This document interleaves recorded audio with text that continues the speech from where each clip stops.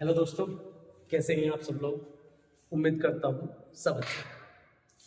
देखिए, आज जो वीडियो मैं लेकर आया हूँ ये आज 28 अक्टूबर पहली पाली में जो पैट की परीक्षा हुई है उसमें जो जीएस है, मैं ये तो नहीं कहूँगा कि वो काफ़ी आसान जीएस था, लेकिन फिर भी जो लोग जो छात्र और छात्राएं रेगुलर क्लास अटेंड करते हैं या करते रहे हैं उनको उतनी परेशानी नहीं आई होगी। लेकिन हाँ, फिर मैं दोहराना चाहता हूं कि जीएस का स्तर थोड़ा अच्छा था। तो प्यारे बच्चों, जो पहली पारी में जीएस के 50 क्वेश्चन आए हैं उन सवालों के हल करने का हम प्रयास कर रहे हैं, आपके सामने रख रहे हैं। तो ज़्यादा समय खराब नहीं करते हैं क्योंकि ज़्यादा बड़ी वीडियो में बनाना भी नहीं चाहता। जल्दी से देखते हैं फटाफट किसका क्या आंसर हो सकता है। तो देखिए, ये आपके सामने आज पहली पाली का पेपर है जो मैं आपके सामने लेकर आया हूं। तो इसमें वन बाय वन हम क्वेश्चन देखते हैं। तो पहला क्वेश्चन है, शिवाजी की मृत्यु के बाद मराठा राज्य में प्रभावी शक्ति चित्पावन ब्राह्मणों के एक परिवार के पास थी जिन्होंने शिवाजी के उत्तराधिकारियों को पेशवा के रूप में सेवा दी थी। कौन सा शहर मराठा साम्राज्य की राजधानी बन गया था। ये क्वेश्चन कहना चाह रहा है कि जब पेशवाओं का शासन आ गया था शिवाजी के बाद, तो उस समय मराठा साम्राज्य की कौन सी राजधानी बन गई थी। तो प्यारे बच्चों, इसका आंसर होगा डी, अर्थात पूना। ठीक है। दूसरा क्वेश्चन, महावीर स्वामी को जिनके नाम से जाना जाने लगा, जिनका क्या अर्थ है। तो आप सब जानते होंगे जिनका अर्थ होता है विजेता। जिनका अर्थ क्या होता है? विजेता। तो इसका आंसर होगा ए। अगला क्वेश्चन है, तीसरा क्वेश्चन है, जैसा कि अशोक के शिलालेखों में उल्लेख किया गया है, मौर्य साम्राज्य में राजधानी पाटलिपुत्र और अन्य 4 प्रांतीय केंद्रों सहित 5 प्रमुख राजनीतिक केंद्र थे। निम्नलिखित में से कौन सा एक प्रांतीय केंद्र अशोक के साम्राज्य में शामिल नहीं था। तो प्यारे बच्चों, जैसा कि आप जानते हैं, दक्षिणा, सुवर्णगिरी, उज्जैनी, ये सब अशोक के प्रांत थे, लेकिन इंद्रप्रस्थ अशोक का प्रांत नहीं था, इसीलिए इसका आंसर इंद्रप्रस्थ होगा। अगले क्वेश्चन देखते हैं, ऋग्वेद में विश्वामित्र नामक एक ऋषि और किन 2 नदियों के बीच का संवाद है। तो ऋग्वेद में नदी सूक्त मिलता है जिसमें ऋषि विश्वामित्र और 2 नदियां हैं, विपाशा और शतुद्री। तो विपाशा ब्यास और शतुद्री सतलज नदी को कहा जाता है। तो ब्यास और सतलज, ये 2 इसका आंसर होगा, यानी क्वेश्चन नंबर 4 का बी आंसर होगा। ठीक है। आगे बढ़ते हैं दोस्तों और आगे देखते हैं अगला क्वेश्चन, यानी क्वेश्चन नंबर 5। तो ये आपके सामने है क्वेश्चन नंबर 5। तो क्वेश्चन नंबर 5 क्या कह रहा है कि 1722 में सन का उल्लेख किया है। कुछ बच्चे इसमें फंसे हैं क्योंकि सवाई राजा जयसिंह का नाम जब भी दिमाग में आता है तो आमेर ही याद रहता है, लेकिन इसमें बच्चे फंसे हैं थोड़ा सा, क्योंकि सन विधि है 1722। तो 1722 में सवाई राजा जयसिंह को कहां की सूबेदारी दी गई थी। तो देखिए, इसका ध्यान रखेंगे, इसका आंसर होगा आगरा। सवाई राजा जयसिंह को आगरा की सूबेदारी दी गई थी। ठीक है। क्वेश्चन नंबर 6 देखते हैं, निम्नलिखित में से किसने अपने सहयोगियों को यह महसूस करने के लिए प्रेरित किया था कि संविधान सभा ब्रिटिश निर्मित थी। अर्थात संविधान सभा के निर्माण में जो ब्रिटिश गवर्नमेंट थी उसका एक हाथ था, और जो संविधान सभा कर रही थी वह भी सब ब्रिटिश अंग्रेज जो थे हमारे, उनके प्लानिंग के अनुसार कर रही थी। तो देखिए, ऐसा व्यू या ऐसा विचार वामपंथी लोगों का ही हो सकता है। हालांकि इस क्वेश्चन में भी आयोग में थोड़ा सा विरोधाभास रहना चाहिए, लेकिन मेरे हिसाब से इसका जो सवाल का जो आंसर बनकर आता है वो बनकर आता है सोमनाथ लाहिड़ी, क्योंकि सोमनाथ लाहिड़ी वामपंथी रहे हैं शुरू से, और शुरू से ही वो संविधान सभा में भी जो शामिल हुए थे तो भारतीय कम्युनिस्ट पार्टी की ओर से हुए थे, ना कि कांग्रेस की ओर से। तो ये विचारधारा सोमनाथ लाहिड़ी की थी, इसलिए इसका आंसर मेरे अकॉर्डिंग डी होना चाहिए, सोमनाथ लाहिड़ी।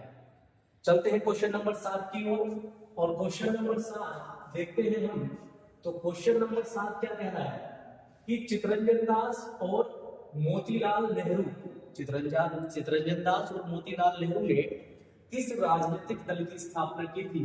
तो ये बहुत सतही सवाल है, रीचेबल सवाल है, इसका उम्मीद करता हूं किसी भी विद्यार्थी ने इसको गलत नहीं किया होगा। इसका आंसर जो बनता है पहले बच्चों, वो बनता है स्वराज पार्टी। स्वराज पार्टी जिसकी इलाहाबाद में इन दोनों ने मिलकर स्थापना की थी। अगला क्वेश्चन देखते हैं हम। अगला क्वेश्चन जो हमारा बनता है, अगला क्वेश्चन नंबर बनता है हमारा 8 नंबर, और 8 नंबर को हम देखते हैं इधर। क्वेश्चन नंबर 8 क्या कह रहा है कि कांग्रेस का वह अधिवेशन कौन सा था जिसमें महात्मा गांधी ने खिलाफत आंदोलन के साथ साथ असहयोग आंदोलन को भी शामिल कर लिया था, और उसके लिए लोगों से उस और आकृष्ट भी करा दिया था, ध्यान के हम लोग असहयोग आंदोलन शुरू करना चाहते हैं। कुल मिला के ये क्वेश्चन जो है थोड़ा सा लैंग्वेज को बड़ा कर दिया है, लेकिन सिंपल ही है कि असहयोग आंदोलन कब पारित हुआ था या कहां पारित हुआ था। तो आप सब जानते हैं असहयोग आंदोलन का जो प्रस्ताव था गांधी जी के द्वारा जो पारित कराया था, वो नागपुर अधिवेशन 1920 में जो हुआ था उसमें पारित कराया गया। ठीक है, स्पेशल था, थोड़ा सा विशेष सत्र था ये, आप सब जानते हैं। अगला है निम्नलिखित में से कौन खुदाई खिदमतगार का संस्थापक था? बहुत आसान है, सतही रीचेबल सवाल बोलता हूं मैं ऐसे सवालों को, और हमेशा कहता हूं कि इस तरह के सवाल जो बच्चा गलत कर कराएगा वो पाप कर कराएगा। ठीक है, तो देखते हैं इसका आंसर। आप सब जानते हैं कौन है, खान अब्दुल गफ्फार खान। ठीक है, बढ़ते हैं नेक्स्ट क्वेश्चन की ओर, और जो नेक्स्ट क्वेश्चन है क्वेश्चन नंबर 10। क्वेश्चन नंबर 10 देखेंगे 1913 में गदर पार्टी का मुख्यालय, लाला हरदयाल सबको याद होंगे, रीचेबल सवाल है। सैन फ्रांसिस्को में लाला हरदयाल ने क्या किया था, गदर पार्टी का हेडक्वार्टर बनाया था, यानी गदर पार्टी की जो स्थापना की गई थी लाला हरदयाल द्वारा, वो सैन फ्रांसिस्को में की गई थी।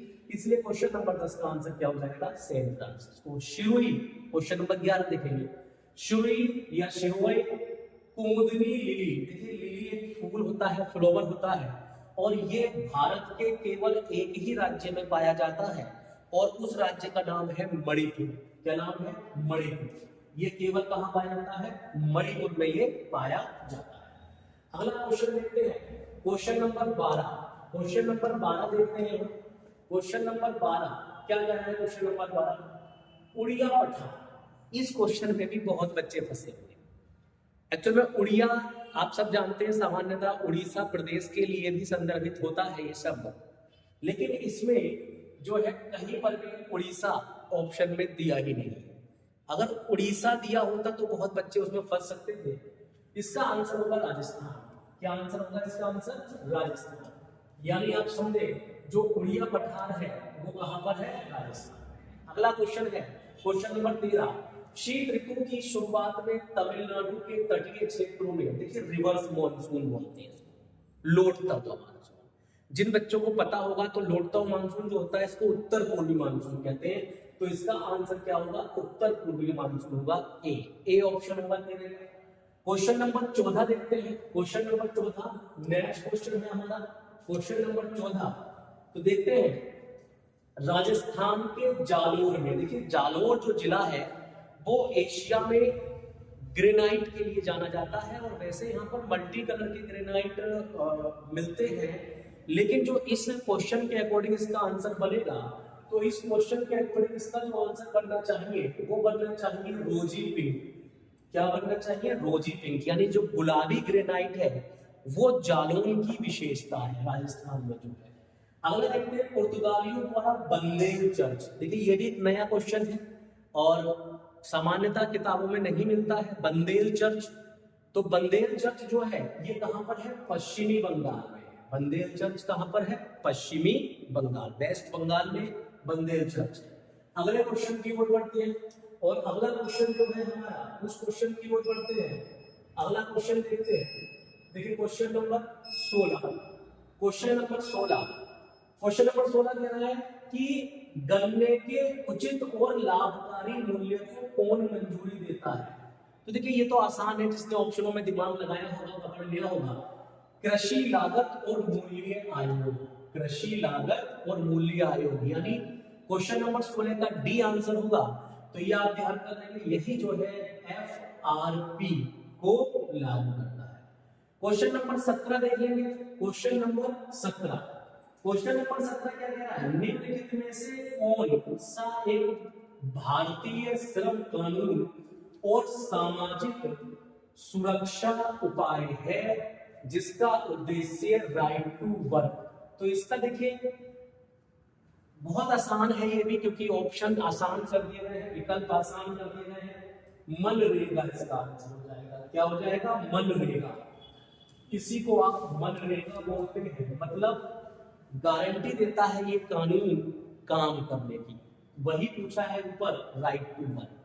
अगला क्वेश्चन है 18 स्वर्ण क्रांति। देखिए सब देख रहे हैं, स्वर्ण क्रांति भारत में निम्नलिखित में से किस क्षेत्र में विकास के लिए जिम्मेदार है? तो आप सब जानते हैं स्वर्ण क्रांति यानी गोल्डन रिवॉल्यूशन जो है वो हॉर्टिकल्चर या बागवानी के लिए जिम्मेदार है। अर्थात इस क्वेश्चन नंबर 18 का जो आंसर होगा वो ए आंसर होगा। आगे बढ़ते हैं हम, तो देखते हैं क्वेश्चन नंबर अगला, और अगला क्वेश्चन है हमारा 19। अगला क्वेश्चन क्या है? 19। और अगला क्वेश्चन 19 है जो कह रहा है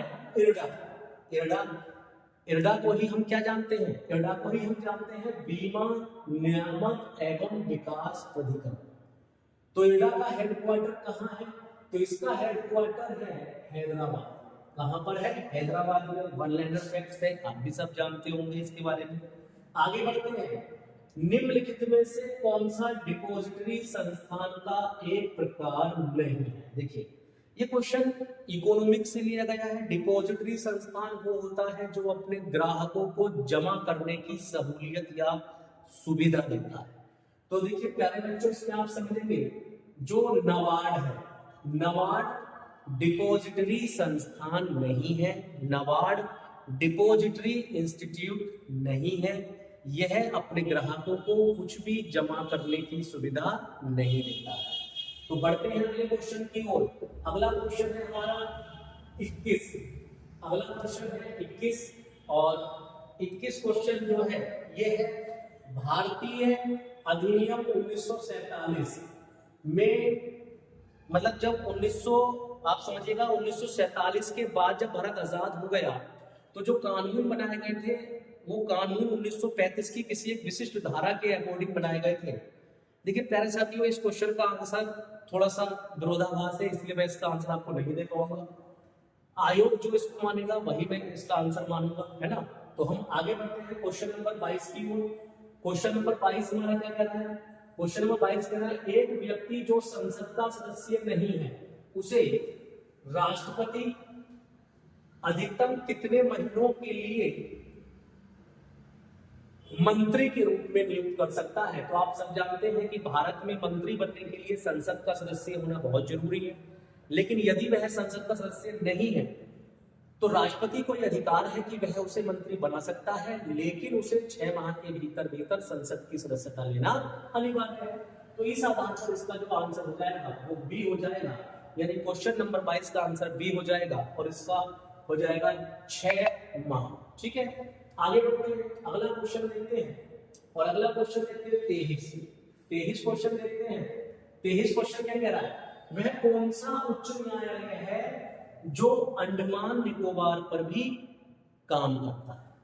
तो सीधी सी बात है, कलकत्ता हाई कोर्ट। ये आप सब पहले से जानते हैं, कलकत्ता हाई कोर्ट के अधिकार क्षेत्र में ही अंडमान निकोबार राज्य आता है।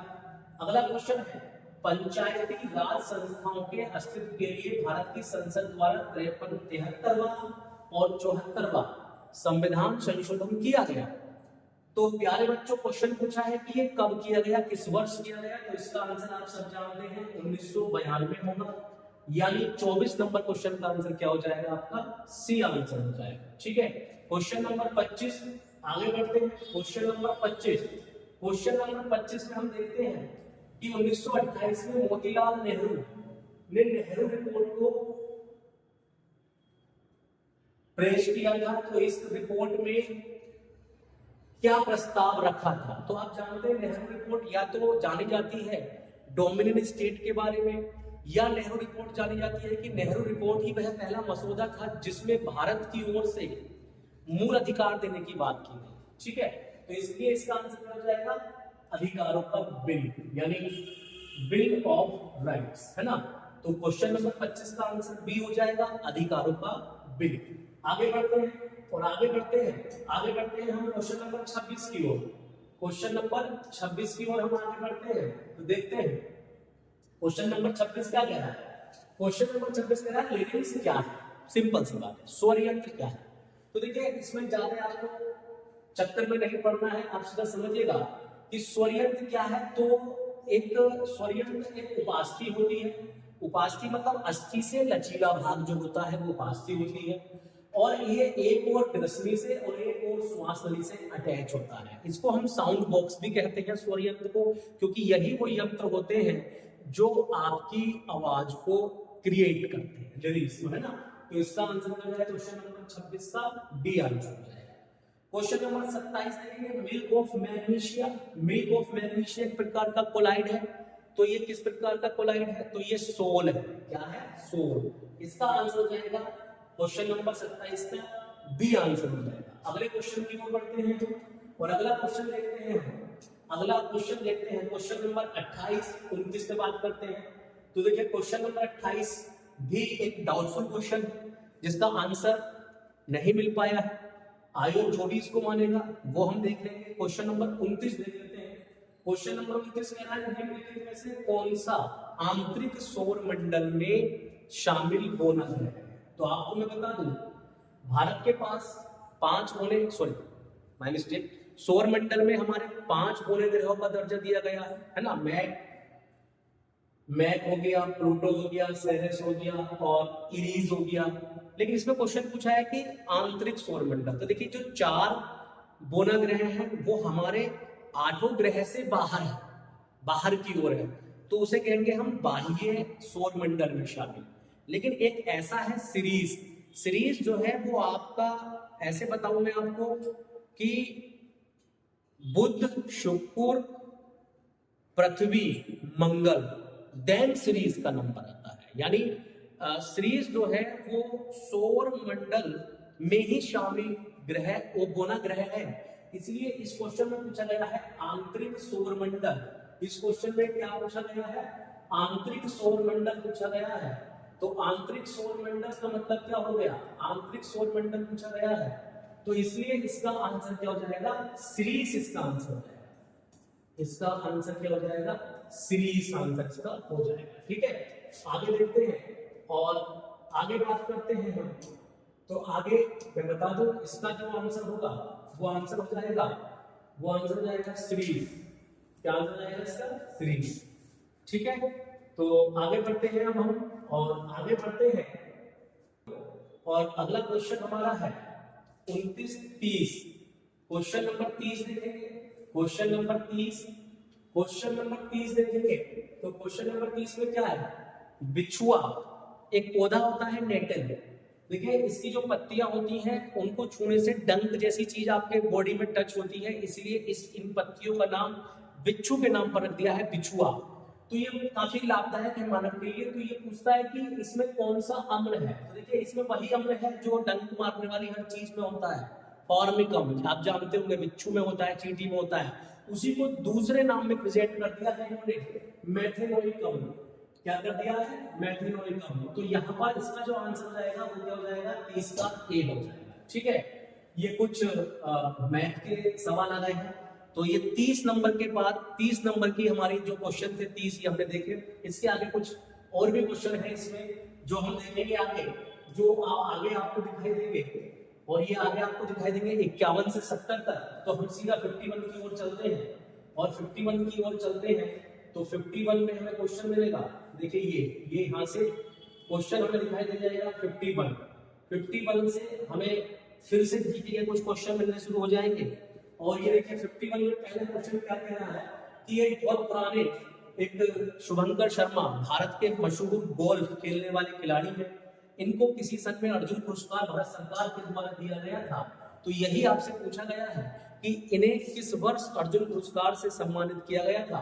तो इसका आंसर हो जाएगा बी, 2018 में जो गोल्फर शुभंकर शर्मा है उन्हें अर्जुन पुरस्कार दिया गया था।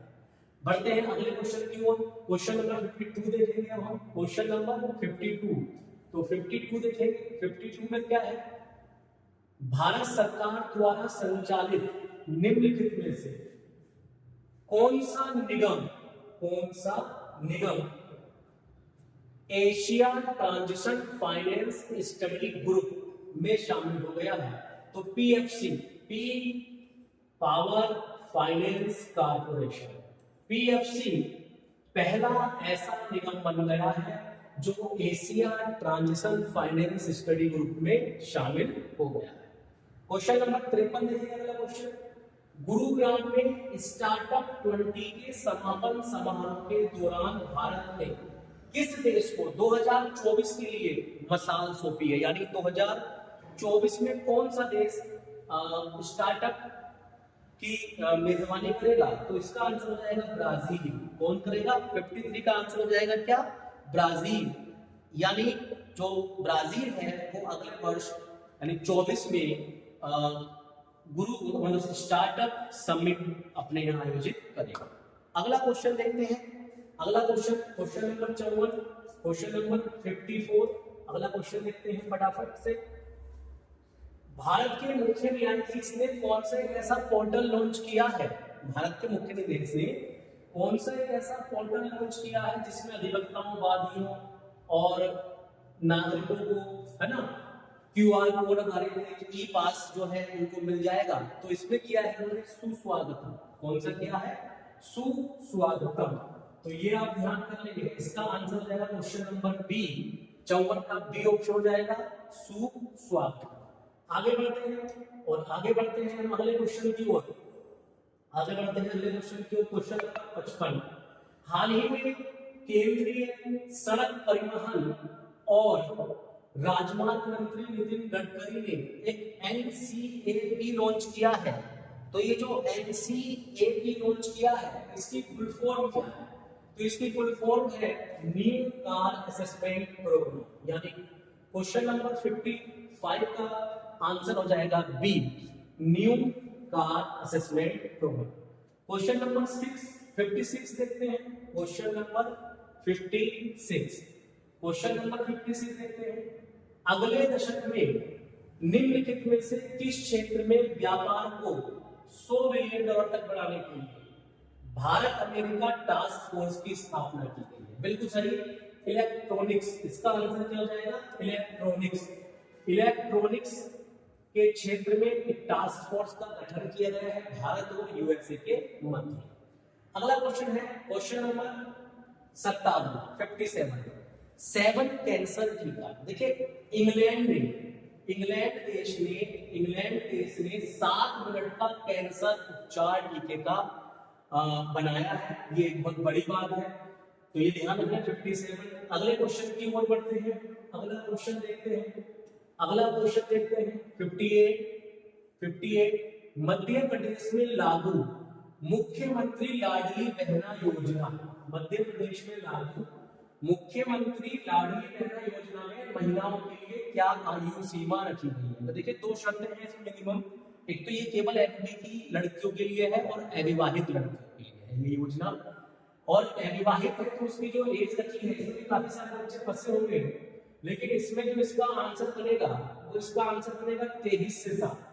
23 से 60 यानी इसका जो आंसर बनेगा वो बनेगा सी, ऑप्शन नंबर सी। ठीक है, आगे बढ़ते हैं। क्वेश्चन नंबर 59 की ओर बढ़ते हैं हम आगे और 59 में देखते हैं पूर्वोत्तर सीमांत रेलवे ने, है ना, अभी इन्होंने एक तो इंस्ट्रक्शन डिटेक्शन सिस्टम लागू किया था जिसके लिए उन्होंने पीएमआई पुरस्कार जीता है। तो ये हाथियों की सुरक्षा के लिए था। किसके लिए किया था इन्होंने? ये हाथियों के लिए। तो इसका आंसर हो जाएगा बी। बी यानी आप समझेंगे कि ये क्वेश्चन नंबर 59 का आंसर रहेगा बी, हाथी।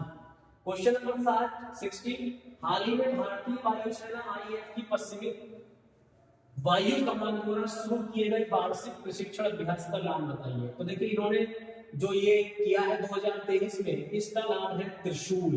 क्वेश्चन नंबर डी हो जाएगा इसका। क्या हो जाएगा? डी। आगे देखते हैं हम 61 मेनम। 61 देखेंगे मेनम। तो मेनम जो अभयारण्य है वो आपका है सिक्किम में। कहां पर है? सिक्किम में। तो 61 का क्या हो जाएगा? सी आंसर हो जाएगा। चलते हैं अगले क्वेश्चन को। अगला क्वेश्चन 62। अगला क्वेश्चन देखेंगे 62। तेलंगाना राज्य के पालीपेट में जो रामप्पा मंदिर है, ये आप जानते हैं, सारी बातें इसमें लिखी हुई है। 2021 में इसको विश्व धरोहर का दर्जा भी दिया गया था। कुल मिलाकर क्वेश्चन आपसे ये पूछा जा रहा है कि जो रामप्पा मंदिर है उसको किस राजवंश ने बनाया था? तो इसका आंसर आएगा डी, काकतीय राजवंश ने इसका निर्माण कराया था। अगला देखते हैं भारतीय संघ के प्रधानमंत्री और मंत्रियों की नियुक्ति, यानी संविधान का अनुच्छेद पूछा है कि राष्ट्रपति किस अनुच्छेद के आधार पर प्रधानमंत्री की और अन्य मंत्रियों की नियुक्ति करता है? तो ये भी रीचेबल है। क्वेश्चन नंबर इसका आंसर जाएगा डी, अनुच्छेद 75। 63 का आंसर हो जाएगा डी, अनुच्छेद 75। आगे बढ़ते हैं और आगे बढ़ते हैं एक मंदिर का नाम पूछा है। एक मंदिर का नाम पूछा है। मंदिर का नाम है कूथमपलम। मंदिर का नाम क्या है? कूथमपलम। तो ये पूछा कि मंदिर कहां पर है। इसमें एक कला की चलती है कूथू कला। तो देखिए आप नाम से जान रहे होंगे ये कहां पर है? केरल। 64 का क्या आंसर जाएगा? सी, केरल आंसर हो जाएगा। ठीक है। अगला है केंद्रीय भारतीय भाषा संस्थान। तो ये भी रीचेबल सवाल है। मैसूर इसका आंसर है। आप सब जानते होंगे इसका आंसर क्या हो जाएगा? मैसूर। मैसूर में ही केंद्रीय भारतीय भाषा संस्थान। अगले क्वेश्चन की ओर बढ़ते हैं आगे और अगला क्वेश्चन है हमारा 66। रासायनिक हथियारों का एक संगठन है जिसका नाम है OPCW। इसमें कितने मेंबर्स हैं? तो देखिए पहले इसमें 192 थे, लेकिन अभी हाल ही में इसमें सदस्य संख्या बढ़ गई है और इसमें जो सदस्य हो गए कितने हो गए? 193 हो गए। यानी आप समझिए इसमें इसका आंसर हो जाएगा 66 का डी आंसर हो जाएगा। क्या हो जाएगा? डी आंसर हो जाएगा। 67 निम्नलिखित में कौन मालदीव की आधिकारिक भाषा है? मालदीव जो कि हमारा समुद्री पड़ोसी देश है, तो उसकी आधिकारिक भाषा है द्विवेदी। क्या है? द्विवेदी। क्वेश्चन नंबर 67 का आंसर हो जाएगा डी हो जाएगा। आगे बढ़ते हैं 68 पुला। पुला जो है किस देश की मुद्रा है? तो पुला आप जानते हैं बोत्सवाना की मुद्रा है। कहां की मुद्रा है? बोत्सवाना। तो 68 का आंसर हो जाएगा ए, बोत्सवाना। ठीक है। चलिए फटाफट से 2 क्वेश्चन और बचे हैं हमारे, इन 2 क्वेश्चनों को भी देख लेते हैं। 69 पेरुंगदाई। देखिए संगम साहित्य आप सब जानते होंगे। संगम साहित्य जिसे संगम सम्मेलन कहते हैं, जो किस भाषा के लिए जाना जाता है? तमिल साहित्य के लिए जाना जाता है।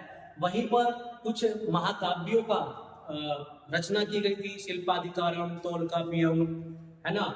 इसी टाइप से था पेरुंगदाई जो कि कोंगुवेलन ने रचा था। तो ये आप समझिएगा इसका आंसर क्या हो जाएगा? बी, तमिल साहित्य। 69 का आंसर हो जाएगा बी। ठीक है। 70 देखिए भारत सरकार द्वारा वर्ष 1967 में निम्नलिखित में से किस वीरता पुरस्कार का नाम बदलकर शौर्य चक्र कर दिया गया है? तो शौर्य चक्र जो पुरस्कार था आप सब जानते हैं 1967 में, तो शौर्य चक्र जो किया गया है वो अशोक चक्र वर्ग थर्ड, यानी इसका आंसर हो जाएगा आपका सी। 70 का हो जाएगा इसमें सी आंसर। ठीक है।